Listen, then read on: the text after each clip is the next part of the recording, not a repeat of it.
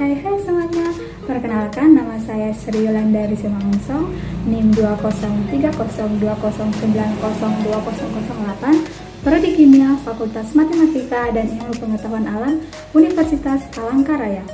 Video kali ini itu bertujuan untuk memenuhi tugas mata kuliah Kimia Analisa Korosi yang diampu oleh Bapak Muh Supuatul Hakim, MSc. Studi kasus yang saya angkat pada video kali ini itu mengenai tenggelamnya alat berat di perairan tanah laut Kalimantan Selatan atau yang biasa kita sebut itu Kalsel. Dari informasi yang saya dapat, alat berat jenis dozer ini terjatuh dari tongkang yang ditarik kapal tugboat TBXYG Fortune. Ini tenggelam ke laut di perairan Tabuneo, Kabupaten Tanah Laut, Kalimantan Selatan pada Jumat 6 Mei 2022, berarti sekitar 4 atau 5 bulan yang lalu. Insiden ini terjadi karena kondisi cuaca buruk di perairan yang membuat kapal miring dan karena dinding kapal ini sudah rusak karena korosi sehingga tidak dapat menahan beban alat berat. Nah, hal inilah yang menyebabkan tenggelam ke laut. Nah, yang menjadi fokus utama pada studi kasus ini adalah korosi pada dinding tongkang. Penyebab utama terjadinya korosi ini adalah karena adanya oksigen di udara dan di air. Air laut merupakan lingkungan yang korosif untuk besi dan baja, terutama karena resistivitas air laut ini sangat rendah bila dibandingkan resistivitas air tawar. Nah, resistivitas air laut ini itu berkisar 25 ohm cm dan untuk air tawar itu resistivitasnya sekitar 4000 ohm cm. Proses korosi air laut merupakan proses elektrokimia. Nah, jika kita berbicara mengenai proses elektrokimia, maka akan ada yang namanya reaksi redoks atau reduksi oksidasi, atau adanya proses peningkatan dan penurunan bilangan oksidasi. Nah, selanjutnya tujuan dari pembahasan studi kasus ini yaitu untuk mengetahui dampak-dampak apa yang diakibatkan korosi pada dinding kapal tongkang serta perlindungan yang tepat untuk melindungi kapal tongkang dari korosi. Nah, selanjutnya saya akan bahas dampak apa saja yang ditimbulkan oleh air laut pada kapal tongkang atau dinding kapal tongkang. Nah, ada 5 dampak air laut terhadap dinding tongkang, yaitu yang pertama, terjadinya uniform corrosion atau korosi merata. Sesuai dengan namanya, berarti seluruh permukaan plat akan terserang korosi, dan biasanya pada bagian plat yang berada di atas garis air. Teman-teman dapat melihat gambar agar lebih paham bagaimana bentuk korosi merata tersebut. Dampak yang kedua itu ada erosion corrosion atau korosi erosi.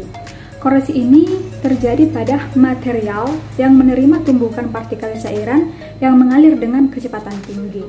Dampak yang ketiga itu ada yang namanya stress corrosion atau korosi tegangan. Nah, korosi jenis ini terjadi pada bagian plat yang memikul beban besar.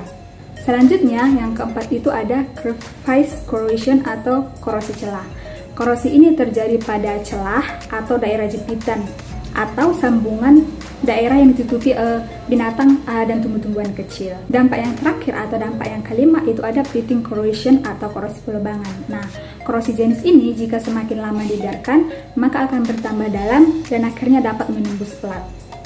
Oke, selanjutnya akan saya bahas bagaimana cara mencegah korosi pada tongkang.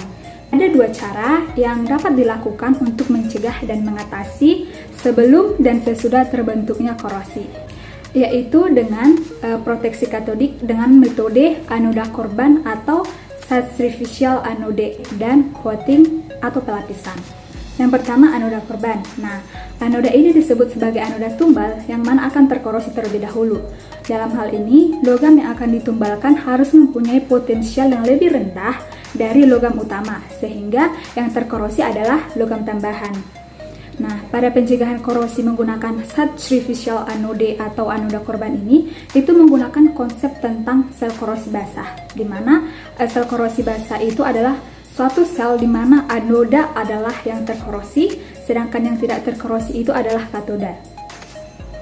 Anoda korban yang biasa digunakan di lingkungan pantai atau laut itu ada 2. Yang pertama itu seng atau Zn dan aluminium atau Al. Nah, kedua jenis logam ini memiliki ion negatif lebih banyak jika dibandingkan dengan logam jenis lain, sehingga apabila disusun dengan cara perhitungan yang benar, maka karat akan cenderung menuju ke anoda terlebih dahulu. Nah, teman-teman dapat lihat gambar di samping. Pada gambar tersebut terlihat jelas bahwa steel mempunyai energi potensial yang rendah daripada copper, sehingga pada gambar ini steel berperan sebagai anoda dan copper berperan sebagai katoda, sehingga steel akan terkorosi terlebih dahulu. Yang kedua itu ada coating atau pelapisan. Lapisan pelindung ini berfungsi sebagai proteksi primer pada kapal yang bertugas sebagai pemisah lingkungan yang korosif atau air laut dengan logam. Dalam fungsinya, lapisan pelindung ini mempunyai tahanan tersendiri, yaitu mampu untuk menghambat aliran arus listrik, sehingga menghambat laju korosi pada dinding kapal tongkang dalam air laut. Berdasarkan data-data yang diperoleh, maka dapat disimpulkan bahwa air laut dan oksigen merupakan penyebab utama terjadinya korosi pada kapal tongkang. Nah, dampak yang ditimbulkan air laut terhadap kapal tongkang ini ada 5, yaitu korosi merata, korosi erosi, korosi tegangan, korosi celah, dan yang terakhir itu ada korosi pelubangan. Nah, hal inilah yang menyebabkan turunnya kekuatan kapal tongkang dan mengurangi jaminan keselamatan dan keamanan muatan barang serta penumpang. Nah, penanggulangan dampak korosi terhadap kapal tongkang ini dapat dilakukan dengan 2 cara, yaitu dengan anoda korban atau substitutional anode dan coating. Sekian video kali ini, sekian dan terima kasih. See you next time.